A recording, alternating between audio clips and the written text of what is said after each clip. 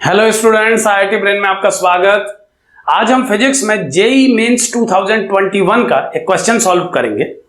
एक बार आप क्वेश्चन सुने।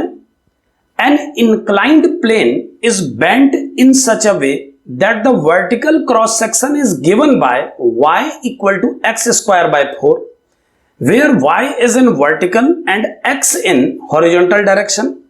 x and y are measured in meter.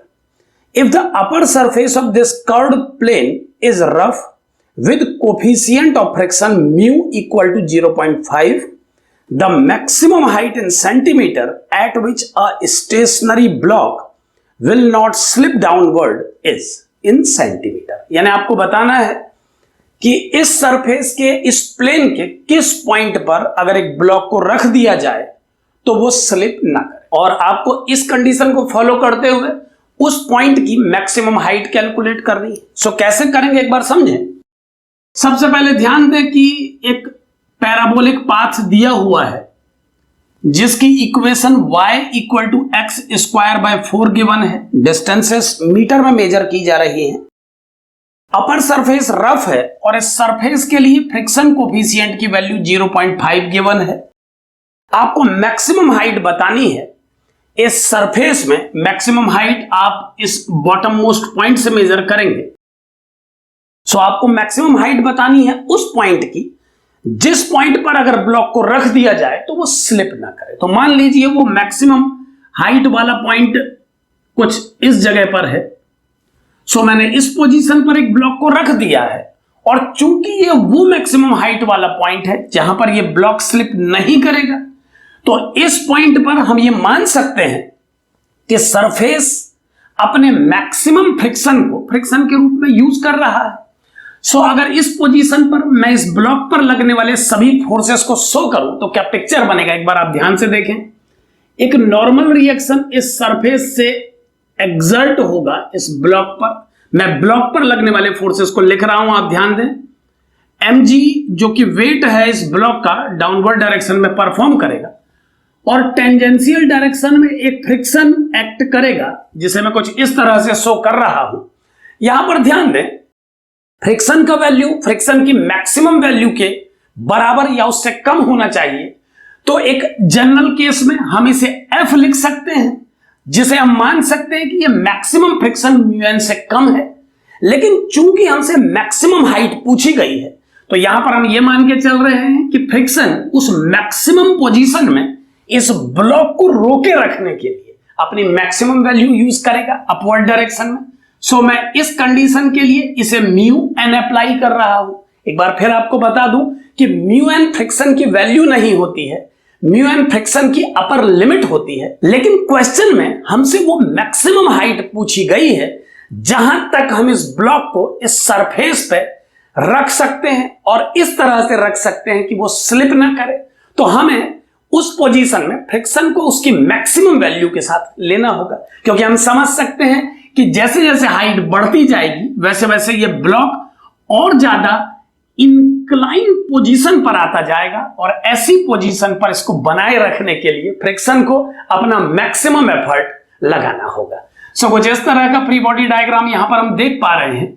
और अब अगर मैं इस पोजीशन पर बनाए गए टेंजेंट के स्लोप को एक्स एक्सिस के साथ थीटा एंगल से प्रेजेंट करूं तो नॉर्मल रिएक्शन और म्यू एन की डायरेक्शन में mg के दो कंपोनेंट बनाए जा सकेंगे। क्या होंगे वो कंपोनेंट, आप ध्यान दें। mg का एक कंपोनेंट म्यू एन के अपोजिट डायरेक्शन में परफॉर्म करेगा, जबकि mg का दूसरा कंपोनेंट n की अपोजिट डायरेक्शन में। यहां पर ध्यान दें, इस एंगल के थीटा होने से ये 90 माइनस थीटा होगा और फिर इस एंगल को थीटा होना चाहिए। सो mg का कंपोनेंट इस डायरेक्शन में mg cos थीटा होगा, जबकि mg का कंपोनेंट म्यू n की अपोजिट डायरेक्शन में mg sin थीटा होगा। अब इस ब्लॉक के इक्विलिब्रियम के लिए हम जानते हैं इसमें नेट फोर्स का वैल्यू किसी भी डायरेक्शन में 0 होना चाहिए। सो उस स्थिति को जनरेट करने के लिए n को mg cos थीटा के इक्वल होना चाहिए, और वहीं इस म्यू एन के अपोजिट डायरेक्शन में परफॉर्म करने वाले mg sin थीटा को म्यू एन के मैग्नीट्यूड के इक्वल होना चाहिए। सो कुछ इस तरह से दो इक्वेशन बनाई जा सकेंगी। अब अगर मैं इन दोनों इक्वेशंस का रेशियो कैलकुलेट करूं तो मुझे मिलेगा mu equal to ten theta. आप देख पा रहे हैं कि और सभी टर्म कैंसिल हो चुके हैं, सो म्यू का वैल्यू टेन थीटा के इक्वल आ गया है, यानी म्यू का वैल्यू पुट करके अब इजीली टेन थीटा को कैलकुलेट किया जा सकेगा। सो टेन थीटा का वैल्यू कैलकुलेट होगा 0.5, जिसे हम 1/2 कह सकते हैं।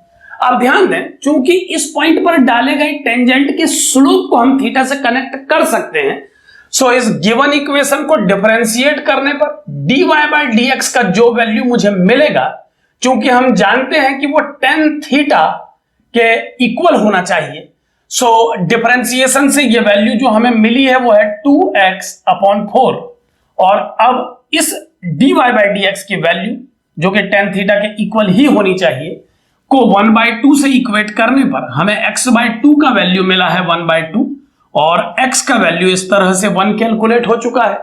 इस वैल्यू 1 को अगर मैं इस इक्वेशन में अप्लाई करूं तो इस पॉइंट के कोऑर्डिनेट के रूप में x की 1 मीटर वैल्यू से एसोसिएटेड y की वैल्यू हमें मिलेगी 1/4, जिसे हम 1/4 मीटर या 100/4 सेंटीमीटर कह सकते हैं।